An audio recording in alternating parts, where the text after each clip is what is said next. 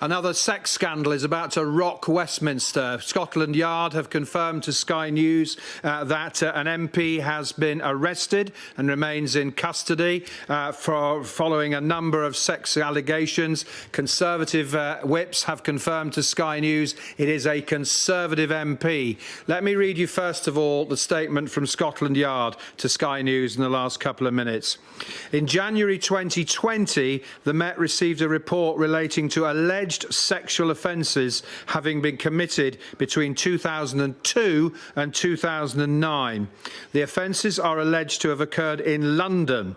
An investigation is ongoing, led by officers from Central Specialist Crime. A man aged in his 50s was arrested on suspicion of indecent assault, sexual assault, rape, abuse of position of trust and misconduct in public office. He remains in custody. Now, the fact that those offences or allegations include abuse of position of trust and misconduct in a public office suggests that the victim or complainant may well be a member of staff or an aide employed by a member of Parliament. Confirmation that it's a Conservative comes from the Government Whip's office, which has told Sky News the Chief Whip has asked that the MP concerned does not attend the parliamentary estate while an investigation is ongoing. Until the conclusion of the investigation, we will not be commenting further. Well, the Chief Whip is now Chris Heaton-Harris, appointed just a few weeks ago. He has asked that the MP concerned does not attend the parliamentary estate. Obviously a busy time in Parliament. Day 5 of the Queen's Speech debate. Votes tonight, votes tomorrow while the investigation is ongoing. Now the police are saying that the man remains in custody. This is the latest allegation, sex scandal, call it what you will, to rock Westminster. Only a few weeks ago, M.A.D Khan, MP for Wakefield in West Yorkshire, resigned as a Conservative MP. He was convicted of sexual assault against a 15-year-old boy.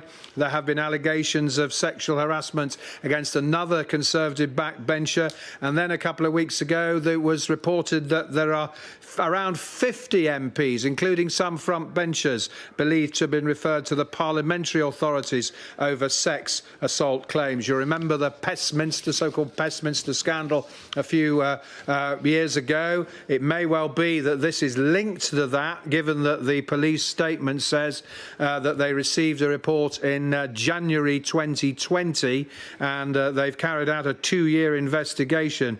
The Metropolitan Police have let it be known that they don't identify people or anyone who may or may not be subject to an investigation, and being given this statement is not confirmation of any name or profession. Media may attribute or wish to attribute. It's been given on the basis of being requested for information on the incidents, a time frame they occurred and when reported to police. And Met is also letting it be known that should the media attribute a name or profession to the victim or the person under investigation, this will not have been confirmed by the Metropolitan Police. But just to reaffirm and confirm, another sex scandal is about to rock Westminster because news is breaking here that an MP we know to be a Conservative, that's confirmed by Conservative whips, has been arrested for rape and other offences, sexual assault, abuse of position of trust, misconduct in a public office. That person remains in custody. All this while Parliament is busy on the debating the cost of living, the Liz Truss statement on the Northern Ireland Protocol. This will send shockwaves through Westminster. Hugely serious allegations about an MP, a serving MP, but the allegations relate to quite a few years back, 2002 to 2000. How we doing, guys? Myself, Chris Predator OBE, here in with a quick one. Real Talk True Season. Don't worry, I'll wait. No, the government, you ain't gonna just try and wash away from this one right now. Don't worry, I'll wait. Another MP's come out about talking about raping again. Wasn't it just the other day that MPs was touching up little boys? Wasn't it just the other day that, you get me, man, was watching pornography inside the pond? No. Don't worry, I'll wait. And these are the kind of times when we're talking about build back better and all the rest of it, guys. These are the kind of times when you're not literally seeing what's going on behind closed doors. And the fact that it's all coming out now, my question is why? I'll say it again. The question is why? Why now? Why now all the paedophilia, nonsense, grooming, kidnapping, child exploitation, selling organs, all the rest of it? Why now? What is going on in our society that's pushing us down a route that is literally making us numb to it, to be like, this is the new world now. This is the way that people are. People like to go around with little boys and little girls and sexual exploitation and sex trades and all the rest of it. They're just becoming, making it normal. And it's the fact that when these things are happening, it's like, oh yeah, we didn't sue them. We didn't take away their jobs and all the rest of it. It's like, okay, cool. Man got found guilty, and the other guy doesn't want to resign, the one that was touching up a little boy. This one now, they're talking about they don't want to give us his name. Why?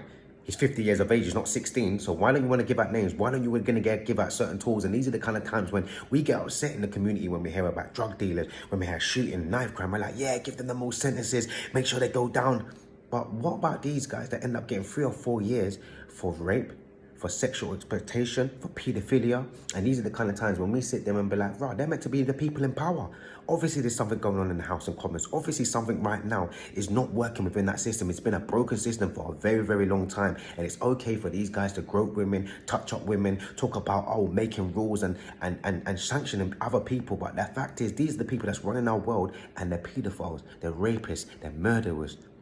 And you've got a cheek to point fingers at people in the community and say they're murderers, they're rapists, they've got mental health problems. It seems like they've got mental health problems upstairs. And these are the kind of times when Illuminati, Freemasonry, when the New World Order, Build Back Better, these are the kind of times, like I said, if you don't put yourself on game in the sense of money, if you don't put yourself on game in the sense of stocks, shares, if you don't put yourself on game in the sense of what your intake is, how your food is coming through, I'm not telling you to go out there and start planting your food and all the rest of it, because some of us don't have the resources to do that. But I will say, start making sure that you're teaming up with people that do have these kind of resources. Who's thinking about energy? Who's thinking about making sure that we can go solar panel and all the rest of it, electric cars and all the kind of things are already coming in already, guys. So if we don't have the resources, the people that don't have the resources is the people that's going to lose. We've got robots coming in, money soon going, all the kind of rest of it. The living cost has gone through the flipping roof, and the government's got a cheat to say, well, don't worry, and if not, we want you to work longer, or if not, you need to cut back and do certain other things, like, sorry, because they've never gone through hardship, they've never gone through poverty. So when they're talking about cutbacks, it's no cutbacks for them, it's cutbacks for us. You're the one that's turning off your electric, you're the one that's leaving your house and getting on the bus because you feel like it's more better to get on the bus, it's more better to go outside than to stay inside because I'm wasting more money inside. This has got to be something that we've got to look into. This has got to be something that we always see sitting there and moaning and complaining and moaning and complaining. What are you doing? Are you doing enough for you? Have you checked your finance? Have you checked your finance status? Are you able to take money out? Are you ever able to have loans? We get frightened of loans, but sometimes a loan can put you up on game so you can actually get money to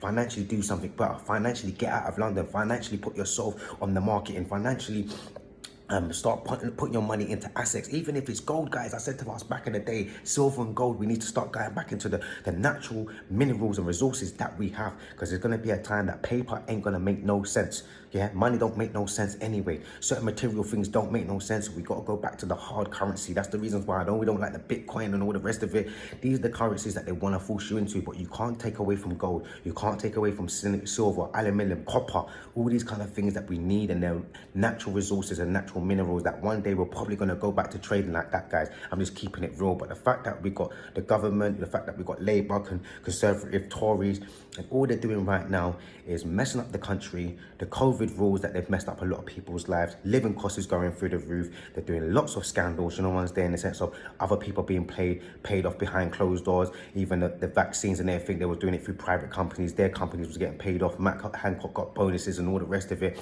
And then now we've got paedophilia. Now we've got rape, sexual exploitation. Now we've got pornographic man wanking off inside that. Like, come on, guys. How much more do we need to see to say, you know what, I'm not running with this government? And it's the same thing that I said before, guys. We either run with them and put someone else in that we feel like start selecting the right people, or we just turn our back on them. We don't have to go by the government's rules. We don't have to pay council tax. We don't have to pay rent. We don't have to do some of the things. We choose to do it. So it's up to us now as the people to say, do you know what? We can actually start governing our own area. We can actually start selecting people that we want. We can just turn around tomorrow and say, that person's the MT.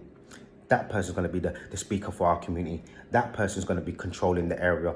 That person's going to be the police officer, and that's going to solve certain situations within our area. We can do all of that. It's just about who we select. It's just about how much work and how much we're willing to put in to make sure that our community is safe. What's you guys' thoughts? Comment below.